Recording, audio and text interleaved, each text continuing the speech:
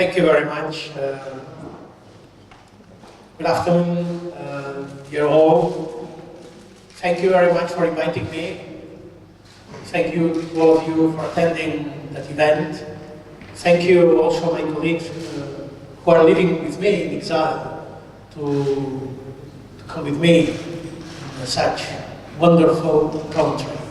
And I want to explain, before I start addressing my little short conference, I want to say clearly, I expected that day since several months ago.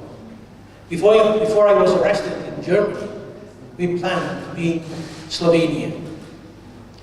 And for one thing, I expected to be here, to say thank you very much to Slovenian people and one of the most prominent politicians here, like Ljubljani, who are very deep committed to democracy, to right of self-determination. Slovenia was always, since Europe, fighting for democracy, for freedom, one of the references for all the peoples in Europe fighting for democracy, for freedom. And I'm happy to be here. It's not my first time here. I was here in July 1991. A very special moment for you in your history. I was a witness of your process.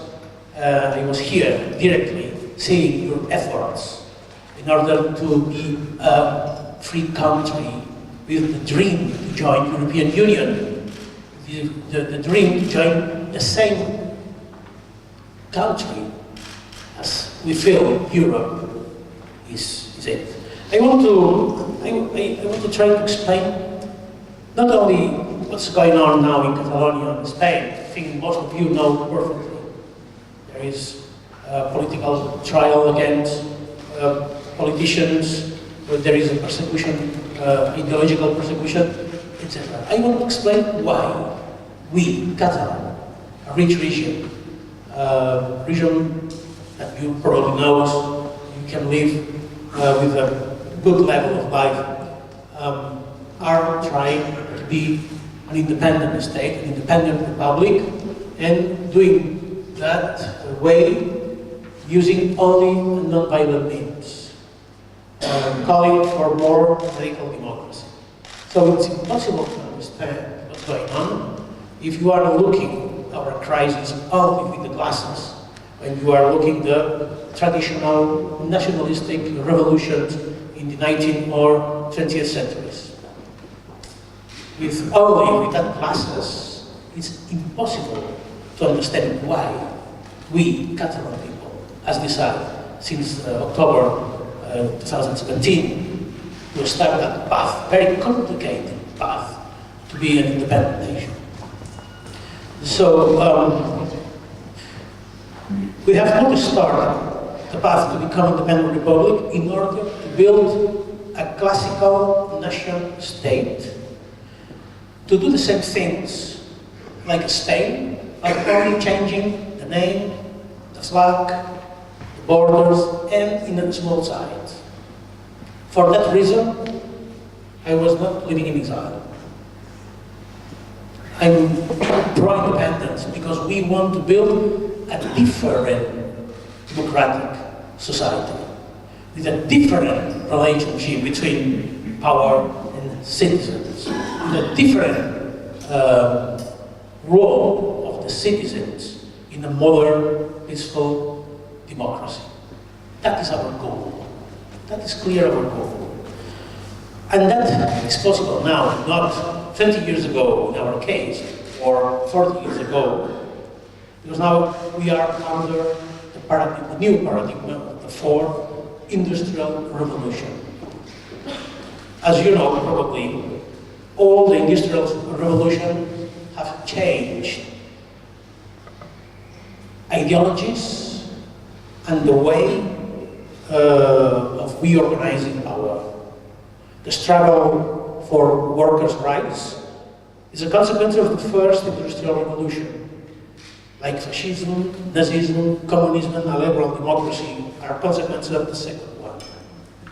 All industrial revolution change societies, and social change imply political change. All the revolutions we have known have generated, among other effects, social inequalities as a consequence of an equal redistribution of benefits and progress they have made. Progress has not been granted for everyone. Today, for example, according to the latest data from the World Bank in 2015, more than 700 million people live in extreme poverty.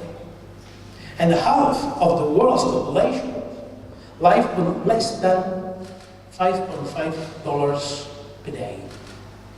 That's just if we only measure the monetary poverty. Despite all the progress of the previous industrial revolutions, 8 out of 9 people in a sample of near 120 countries have deficiencies in food, energy, or basic infrastructure services. So we are in a new industrial revolution, like the previous one. It will also lead to social change and force political changes. Changes that will affect our organization as a society, our way of exercising power, generating new fundamental rights, revealing unknown threats, fears, and challenges that the ideologies and power known today will not have answered. The challenge is to know what change liberal democracy needs to make in order to respond to it, to that challenges. Where to guide the change? The first thing to know is that today the main risk is a democratic regression around the world. A resurgence of authoritarianism and a strong political leadership, as well as a return to state nationalism, usually called patriotism, in response to fears over the social revolution provoked by the Industrial Revolution. According to the Freedom House report of 2019 year, last year, 2018, was the 30th consecutive year of declining democracy in the world. The title of such report is eloquent: Democracy in Retreat. If we add other reports, such as the World Values Survey, it is clear that there is a problem with younger generation. 60% of those born in the 50s consider essential to live in a democratically governed country. Less than 45% of those born in the 80s agree with this statement. According to the same report, the number of citizens who prefer a strong political leader who should not bother with parliaments and elections has increased considerably. One of the reasons for the decline of democracy and the increase of populism and patriotism is the growing distance between institutions and citizenship. The weak disposition of Western democracies to change relations with citizens. The fourth industrial revolution will have an impact on all of this. The context in which it occurs is characterized, among others, by the following circumstances. Very important in the case of the Catalan struggle for independence.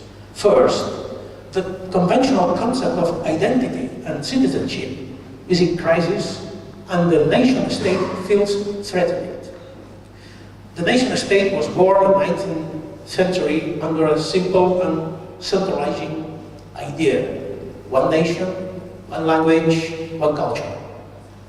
Today, in a globalized world with multiple identities, multilinguistical and multicultural, this idea is ridiculous. But it still affects the right of citizenship. Adhering to a state means still adhering to that notion. Second, the obsolescence of the liberal democracy as we have understood it. Normally, elites with political and economical power have always been cultural and intellectual elites. Groups of people and social classes with access to training and information that are reserved for a very small minority. And they usually had to lead masses of people with limited levels of education and information. Today, a large part of the Western population has a high level of education and access to the same information as the majority of the ruling class. There is no option for democratic paternalism. We cannot manage democracy in the same way we are managed it during the last century. Third, a formed and informed citizenship that demands to participate and who knows that there is enough technology to make it possible. He does not ask to participate in an election list as the only way to do politics.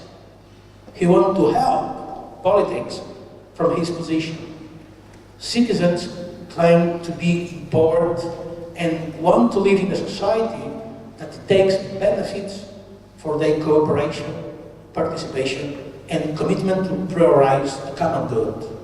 And fourth, the real possibility that groups of citizens organize themselves outside the states and create their own systems in competition or replacing those which are specific to the states, for example, currency with the cryptocurrency, banks, geopolitical influence, security, and being able to organize plebiscites, consultations, and referendums that determine the decision-making process of governments.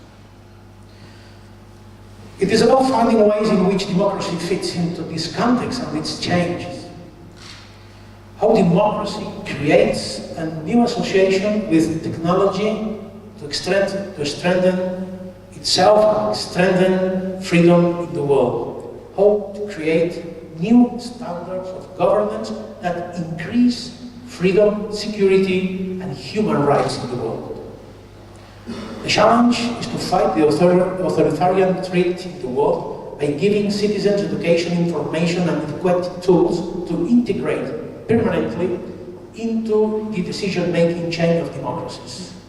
The citizens' approach must count in every decision, and representative democracy is not enough to ensure it.